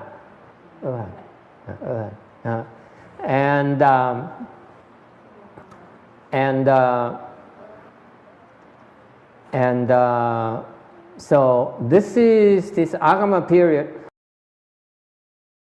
This is a period where Agama means superior Dharma.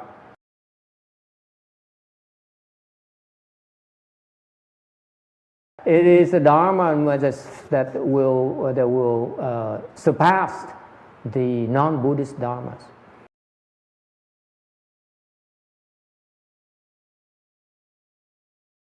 Okay? And it turns out because of that, many of his early disciples were externalists. Primarily his 5 attendants. Remember? Externalists.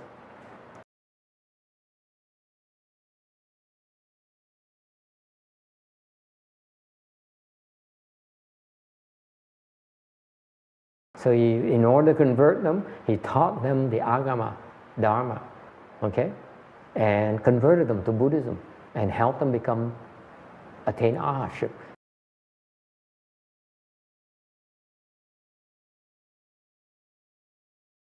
Okay? Superior Dharma, because they realize at their level, okay, they realize that the Buddhist Dharma is far superior.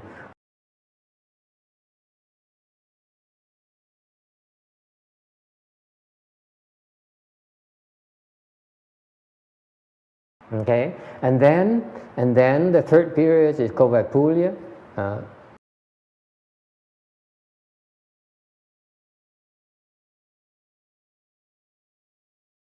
For 8 years.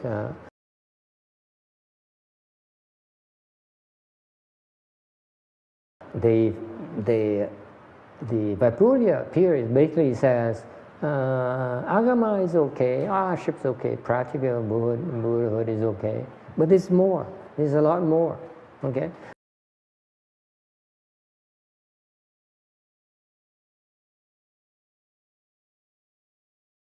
So it's preparing the arhats and practical Buddhas for the next phase. Is a Vajra period. Okay? And he teaches about enlightenment.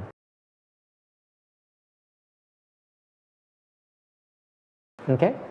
He teaches about enlightenment. What is enlightenment and how you become enlightened.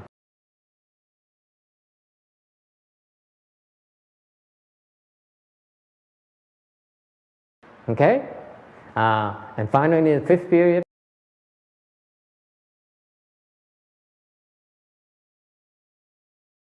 is called Dharma Flower and Nirvana period, because it's based on two sutras, the Lotus Sutra and the Nirvana Sutra, Mahaparinirvana Sutra. What he's talked about is that he talked about how to become a Buddha.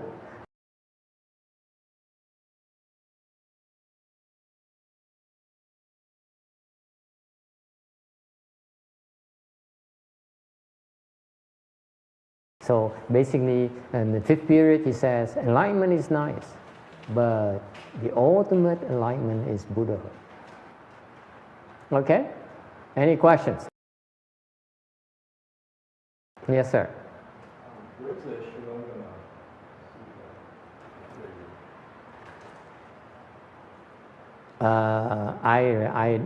I know you wanted to ask that, but I forgot where it is. I don't say something stupid. I just forgot.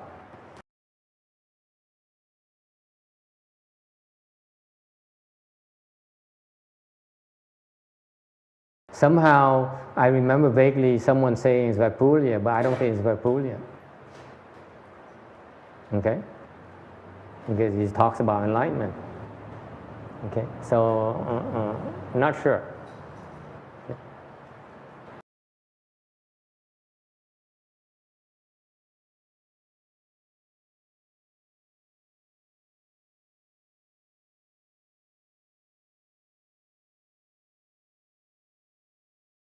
I can try to give you an answer later. Okay. I don't remember anymore. Okay. It turns out he asking one of my weakest sutras. Because my more weakest sutra is that I would like to explain the other sutras, but the Shrangma Sutra would be the last one if I had time at all. I would like to I'm interested in explaining other sutras. I would like to explain the Lotus Sutra. I'd like to explain Six Patriarch Sutra.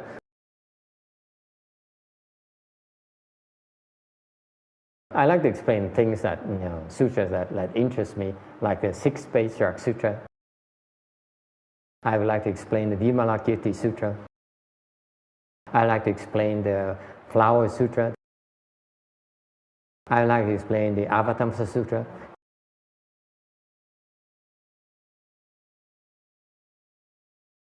Especially the Avatamsa Sutra, because there are things there that I need to explain to you. I must explain to you before I'm done. Okay? My work is not done until I explain that. And that's going to take a long time. That's why I chose to explain that if I do it all, the Shrangama Sutra last.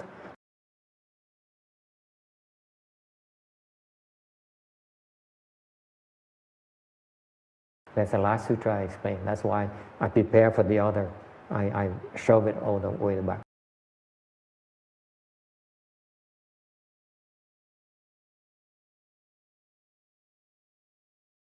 Okay, so I don't remember. I don't remember what Shrangama Sutra. Okay, sorry. Any other question? Of all the sutras I want to explain, the most important one is the Avatamsaka Sutra.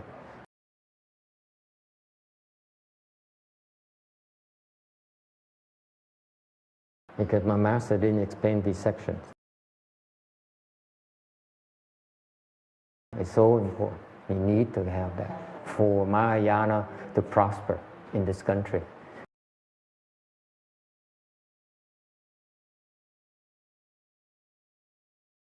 Okay?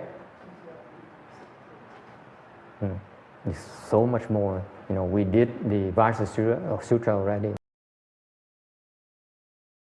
You know, we are going through this final section of the Vajra Dharma.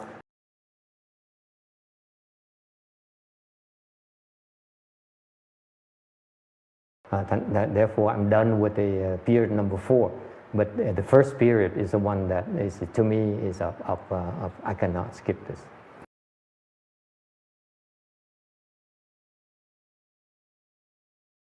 If I run out of time, I will make sure I explain all those things I need to explain.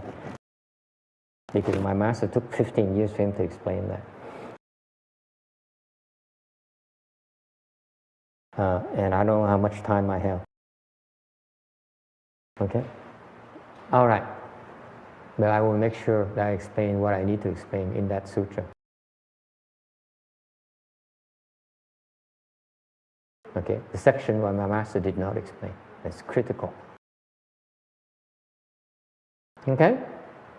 And then the next generation, my attempt is trying to add more to the prior generation.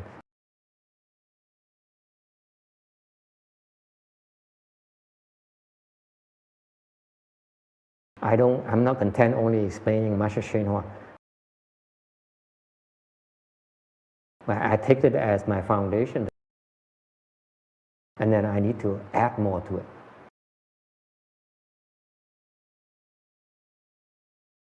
So that Mahayana in the West is more profound, is broader. Okay? So I hope that you, second generation, understand that and do the same thing.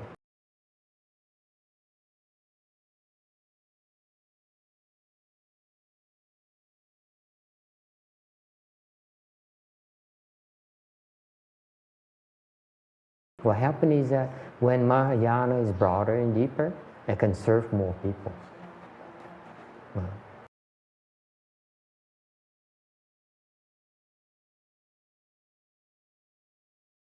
Okay? All right. So anyway, finally, we have 5 minutes over. So I want to close here today.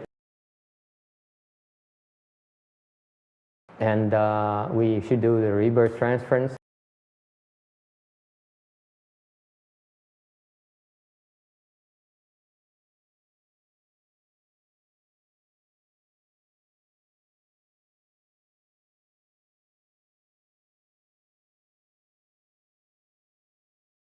Okay, so we should do it properly by first doing the transference and then the reverse transference. That's the proper way.